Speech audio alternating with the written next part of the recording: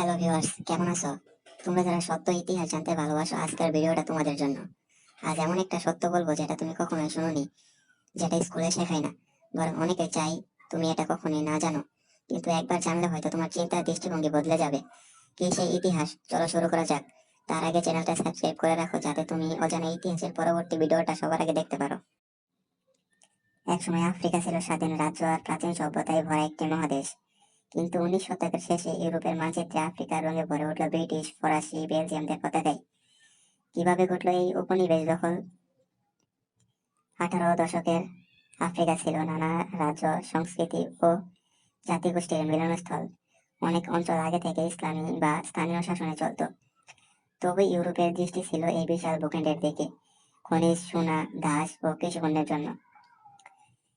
1884 সালে বার্লিন কনফারেন্সে ইউরোপের দেশগুলো বসে সিদ্ধান্ত নেয় আফ্রিকাকে ভাগ করে নিবে নিজেদের মধ্যে, যেন সংঘর্ষ না হয়।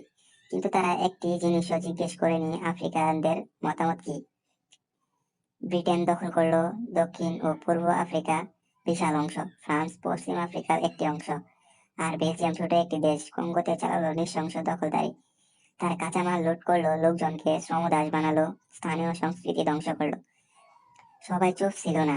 আফ্রিকার অনেক জাতি রুখে দাঁড়ায়, যেমন জুলু, অশান্তি, মাহাদৃষ্টরা। যদিও অনেকেই পরাজিত হয়, কিন্তু তাদের প্রতিরোধী ভবিষ্যতের স্বাধীনতা আন্দোলনের বীজ বপন করে। উপনিবেশ আজ নেই, কিন্তু তার ছায়া এখনো আছে।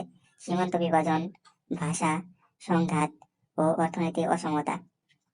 তবে আফ্রিকা তার পরিচয় ফিরিয়ে আনছে, নতুন ইতিহাস গড়ছে।